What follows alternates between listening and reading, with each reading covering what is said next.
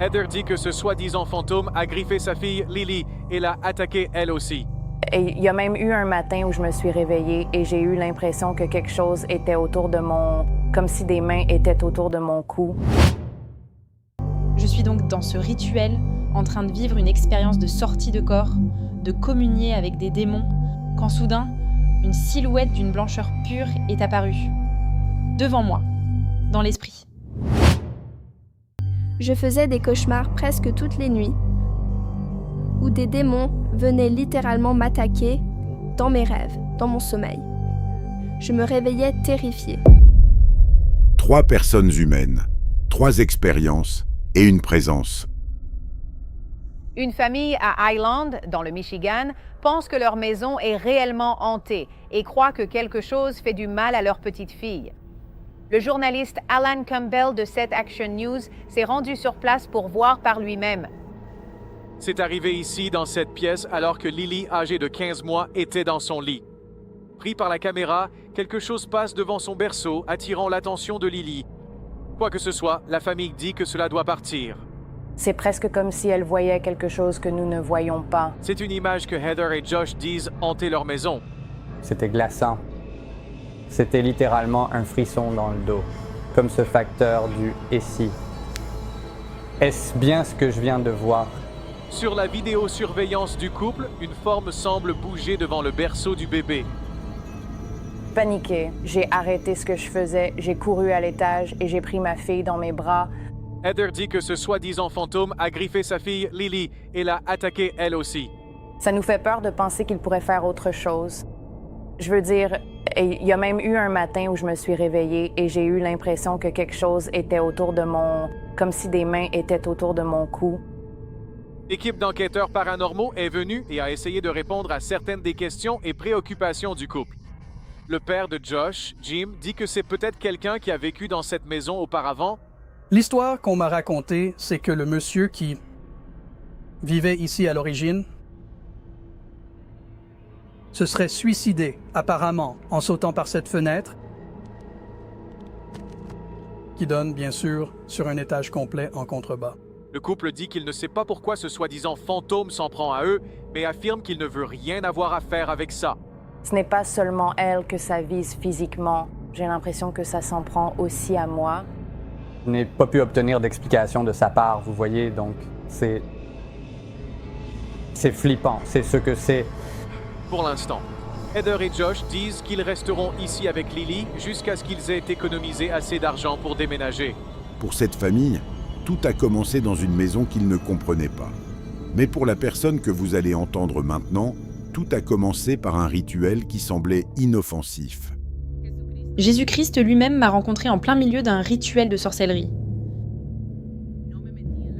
Je ne suis pas entrée dans la sorcellerie simplement en décidant un jour que je voulais devenir une sorcière. Tout a commencé subtilement. En fait, tout a commencé lorsque j'ai découvert un documentaire appelé Le Secret. Et c'était à l'époque, probablement 2013, 2014. Donc beaucoup de choses sur la manifestation, le New Age, ce n'était pas encore très populaire. Mais ce qui avait commencé comme quelque chose de simple et d'innocent m'a entraîné sur un chemin de ténèbres qui a duré plus de 10 ans. J'étais fascinée par les secrets de l'univers. Et j'ai toujours eu en moi une soif du surnaturel. À mesure que je m'enfonçais de plus en plus dans cette voie, vous savez, juste l'idée de la manifestation, de créer la vie de mes rêves, les affirmations positives, qui, soit dit en passant, sont extrêmement bibliques, mais pas sans Jésus-Christ. Ces choses-là ont simplement commencé à ne plus suffire. Alors, je me suis mise au yoga, je me suis intéressée aux cristaux, je me suis intéressée aux cartes de tarot. Et avant même de m'en rendre compte, j'avais construit des autels un peu partout dans ma maison. Je communiais avec des esprits qui me disaient qu'ils étaient mes ancêtres, qu'ils étaient mes anges gardiens, qu'ils étaient des extraterrestres. Entre parenthèses, la divulgation est en train d'arriver en ce moment même, qui me disaient qu'ils étaient des êtres de pouvoir envoyés ici pour m'aider. Et je les croyais parce que je vivais de véritables rencontres. J'avais des visions, je faisais des expériences de sortie de corps. J'avais des synchronicités dans ma vie qui me faisaient croire que ces esprits et ces entités m'appelaient, m'invitaient à aller plus loin sur ce chemin, à avancer encore sur cette voie. Nous allons t'apporter l'illumination. Nous allons t'apporter la paix. Nous allons te guérir de tes traumatismes. Nous allons te ramener à l'énergie source. Comme le nouvel âge aime appeler Dieu. Mais c'est un mensonge. Jésus, le seul vrai Dieu vivant, m'a appelé hors de ses ténèbres et vers sa merveilleuse lumière. Il m'a rencontré au milieu d'un rituel de sorcellerie. Un jour, à l'été 2021, j'étais assise sur ma terrasse arrière avec toutes mes cartes de tarot étalées, avec tous mes cristaux. J'étais en train de communier avec des démons et Jésus m'a rencontré là, sur place. Je cherchais l'épanouissement, la guérison et la liberté face à ce gouffre horrible, sombre et vide qui était en moi. Si tu sais, si tu l'as vécu, tu sais de quoi je parle. Ou si tu es en train de le vivre en ce moment, tu sais de quoi je parle, alors continue d'écouter.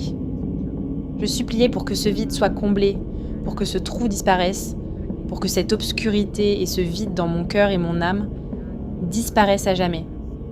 Et je pensais que je trouverais cela dans le New Age. Je croyais que cela se trouvait en communion avec l'univers, en trouvant mon vrai moi, en trouvant mon moi supérieur, la puissance supérieure, peu importe ce que c'était. Je ne savais pas encore que c'était Jésus-Christ de la Bible. Je suis donc dans ce rituel, en train de vivre une expérience de sortie de corps, de communier avec des démons, d'avoir des visions, quand soudain, une silhouette d'une blancheur pure est apparue. Devant moi, dans l'esprit. Je ne pouvais pas voir son visage. J'ai juste vu un homme vêtu de blanc pur et j'ai su immédiatement que c'était Jésus-Christ. Il l'a révélé à mon cœur. Les démons qui m'entouraient, qui faisaient semblant d'être des ancêtres, des anges, des extraterrestres, des êtres de pouvoir, se sont enfuis. Ils se sont dispersés. Parce que la Bible dit que la lumière a vaincu les ténèbres et que les ténèbres ne peuvent pas la retenir. Merci Jésus. Et à ce moment-là, j'ai commencé à sangloter. Je n'avais aucune idée de ce qui se passait, je n'avais pas d'amis chrétiens, je savais juste que Jésus-Christ venait de me rencontrer. Et ce vide dans mon âme, dont j'avais fui toute ma vie, pendant 31-32 ans, à ce moment-là, il avait disparu. Il avait disparu. Et je suis sortie de ce moment-là, changée à jamais. Dieu a alors commencé à me conduire vers une église, vers une communauté de chrétiens nés de nouveau, qui allait me guider, m'accompagner, me remplir et m'aider à apprendre la parole de Dieu. Et depuis ce jour, je me suis totalement, à 110% consacrée à Jésus-Christ. Elle n'avait que 15 ans. Prisonnière de la peur, hantée par des cauchemars récurrents, Linda ignorait encore que sa vie était sur le point de basculer. Bonjour, je m'appelle Linda. Petite, en tant qu'enfant, j'ai grandi en dehors de l'église. Ma famille n'était pas chrétienne. Personne dans ma famille ne connaissait Jésus. Je n'avais jamais entendu l'évangile. Quand j'avais 13 ans, j'ai lu un livre et j'ai découvert la sorcellerie. Et j'ai été impliquée dans l'occultisme. J'étais très profondément ancrée là-dedans. Pendant environ 2 ans et demi, à 3 ans. C'était vraiment très sombre, puis je suis tombée dans une profonde dépression. J'étais très seule. J'étais esclave de la peur. À tel point que je restais éveillée toute la nuit, incapable de m'endormir, effrayée par l'obscurité, effrayée de sortir de mon lit. Je faisais des cauchemars presque toutes les nuits, où des démons venaient littéralement m'attaquer dans mes rêves, dans mon sommeil. Je me réveillais terrifiée. Cela a continué pendant, comme je l'ai dit, 2 ou 3 ans, jusqu'à mes 15 ans. Et une nuit, alors que je faisais un de ces cauchemars, je me suis vue pour la première fois que j'étais dans des chaînes. J'ai littéralement vu des chaînes autour de mes bras et autour de mes pieds. il m'avait enchaînée pour que j'adore des idoles. C'était de l'adoration maléfique. Et puis, dans le rêve, Jésus est arrivé. Je ne savais pas qui était Jésus. J'avais entendu parler de lui, mais je n'avais jamais entendu l'Évangile. Je ne savais pas qu'il était réel, c'est sûr. Jésus est donc venu, m'a séparé des ténèbres et m'a déchaîné. Quand je me suis réveillée, j'ai su que c'était Dieu. Puis, à l'école, j'ai rencontré des gens qui étaient chrétiens et des jeunes qui étaient chrétiens. Ils ont partagé l'Évangile avec moi, ils ont poursuivi leur amitié avec moi et m'ont aimé. Même quand je me mettais vraiment en colère contre eux, à chaque fois qu'ils essayaient de partager l'Évangile avec moi, même quand je leur criais dessus et que je me moquais d'eux, ils m'ont toujours aimé et m'invitaient à passer du temps avec eux et ont continué à me parler de Jésus. Et je n'ai pas regretté le changement de mon cœur parce qu'ils étaient tellement fidèles.